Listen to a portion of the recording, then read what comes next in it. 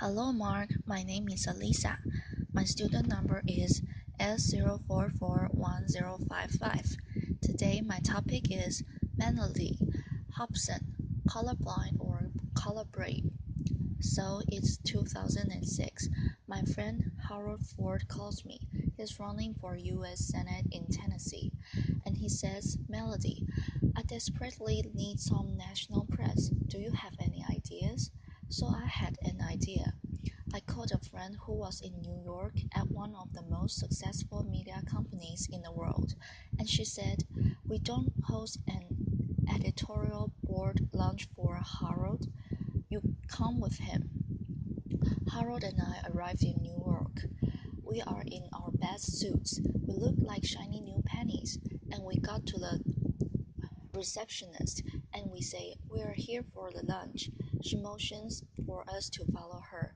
We walk through a series of corridors, and all of a sudden we find ourselves in a dark room, at which point she looks at us and she says, where are your uniforms? Just as this happens, my friend rushes in. The blood drains from her face. There are literally no words, right? And I look at her and I say, now, don't you think we need more than one black person in the U.S. Senate? Now Harold and I pause. We still laugh about that story. In many ways, the moment caught me off guard. But deep down inside, I actually wasn't surprised, and I wasn't surprised because of something my mother taught me about 30 years before. You see, my mother was ruthlessly realistic. I remember one day coming home from a birthday party where I was the only black kid invited, and instead of asking me the normal motherly questions like, did you have fun or how was the cake? My mother looked at me and she said, how did they treat you? I was 7. I did not understand. I mean, why would anyone treat me differently? But she knew, and she looked me right in the eye and she said, they will not always treat you well. Now, race is one of those topics in America that makes people extraordinarily uncomfortable. You bring it up at a dinner party or in a workplace environment, it is literally the conversational equivalent of touching the third rail. There is shock, followed by a long silence, and even coming here today, I told some friends and colleagues that I planned to talk about race, and they warned me. They told me, don't do that, don't do it, that there'd be huge risks in me talking about this topic, that people might think I'm a militant black woman, and I would ruin my career. And I have to tell you, I actually for a moment was a bit afraid. Then I realized the first step to solving any problem is to not hide from it. And the first step to any form of action is awareness. And so I decided to actually talk about race. And I decided that if I came here and shared with you some of my experiences, that maybe we could all be a little less anxious and a little more bold in our conversations about race. Now, I know there are people out there who will say that the election of Barack Obama meant that it was the end of racial discrimination for all eternity, right?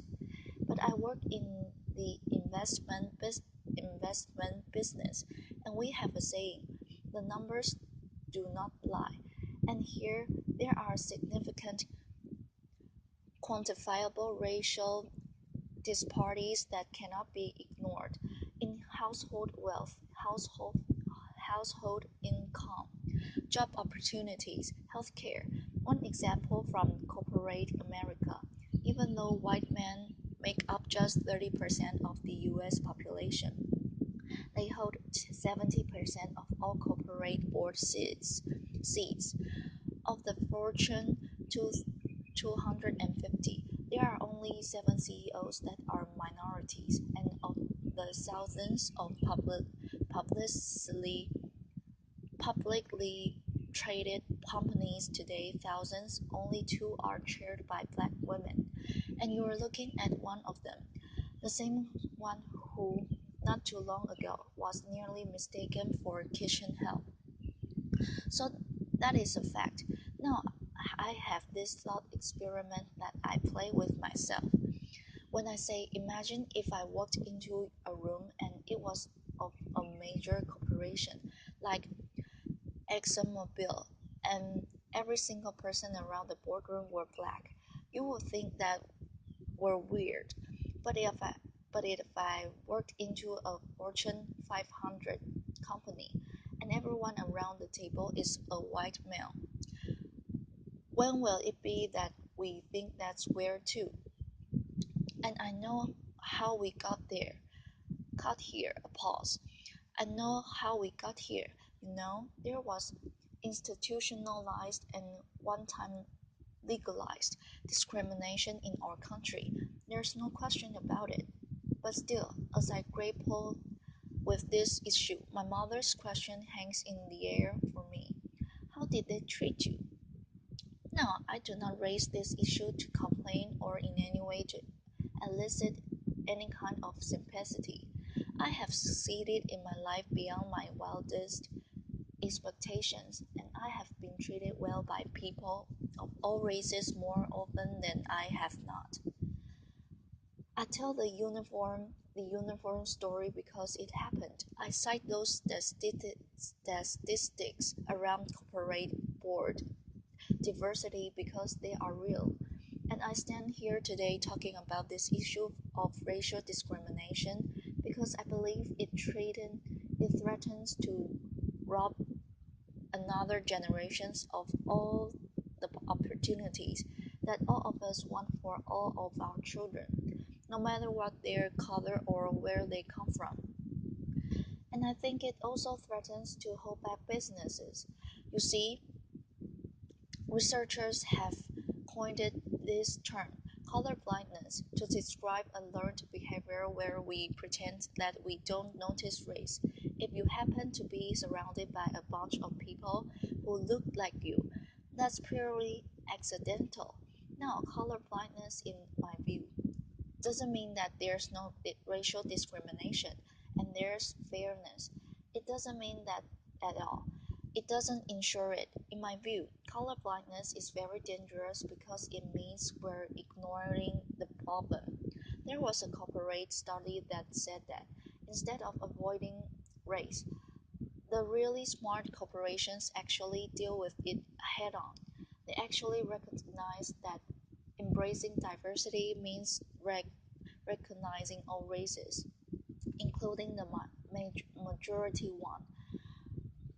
But I'll be the first one to tell you, this subject matter can be hard, awkward, uncomfortable, but that's kind of the point. In the spirit of debunking racial stereotypes, the one that black people don't like to swim, I'm going to tell you how much I love to swim. I love to swim so much that as an adult, I swim with a coach. And one day my coach had me do a drill where I had to swim to one end of a 25-meter pool without taking a breath. And every single time I failed, I had to start over. And I failed a lot. By the end, I got it. But when I got out of the pool, I was exasperated and tired and annoyed. And I said, Why are we doing breath holding exercises? And my coach looked at me and he said, Mellody, that was not a breath holding exercise. That drill was to make you comfortable being uncomfortable, because that's how most of us spend our days. If we can learn to deal with our discomfort and just relax into it, we'll have a better life. So, I think it's time for us to be comfortable with the uncomfortable conversation about race. Black, white, Asian, Hispanic, male, female, all of us, if we truly believe in equal rights and equal opportunity in America, I think we have to have a real conversations about this issue. We cannot afford to be colorblind. We have to be color brave. We have to be willing as teachers and parents and entrepreneurs and scientists. We have to be willing to have proactive conversations about race with honesty and understanding and courage, not because it's the right thing to do, but because it's the smart thing to do, because our businesses and our products and our science, our research, all of that will be better with greater diversity. Now, my favorite example of color bravery is a guy named John Skipper. He runs ESPN. He's a North Carolina native, quintessential Southern gentleman white. He joined ESPN, which already has had a culture of inclusion and diversity, but he took it up a notch. He demanded that every open position have a diverse select of candidates. Now he sets the senior people in the beginning bristle, and they would come to him and say, "Do you want me to hire the minority or do you want me to hire the best person for the job?" And Skipper says his answer were always the same: yes. And by saying yes to diversity, I honestly believe that ESPN is the most valuable, capable franchise in the world. I think that's a part of the secret sauce. Now, I can tell you, in my own industry, at Aerial Investments, we actually view our diversity as a competitive advantage, and that advantage can extend way beyond business. There's a guy named Scott Page in the University of Michigan. He is the first person to develop a mathematical calculation for diversity. He says if you're trying to solve a really hard problem, really hard, then you should have a diverse group of people, including those with diverse intellects. The example that he gives is the smallpox epidemic. With it was ravaging Europe. They brought together all these sciences, and they were stumped. And the beginnings of the cure to the disease came from the most unlikely source, a dairy farmer who noticed that the milkmaids were not getting smallpox, and the smallpox vaccination is bovine based because of that dairy farmer. Now, I'm sure you are sitting here and you are saying, I don't run a capital company, I don't run an investment firm. I'm not a dairy farmer. What can I do? And I'm telling you, you can be color brave if you're part of a hiring process or an admissions process. You can be color brave if you're trying to solve a really hard problem. You can speak up and be color brave. Now, I know people will say, but that doesn't add up to a lot. But I'm actually asking you to do something really simple. Observe your environment at work, at school, at home. I'm asking you to look at the people around you purposefully and intentionally. Invite people into your life who don't look like you, don't think like you, don't act like you, don't come from where you come from, and you might find that they will challenge your assumptions and make you grow as a person. You might get powerful new insights from these individuals, or like my husband, who happens to be white. You might learn that black people, men, women, children, we use body lotion every single day.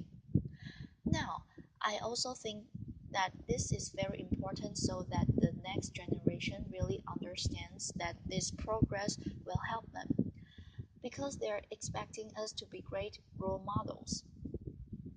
Now, I told you, my mother, she was ruthlessly realistic.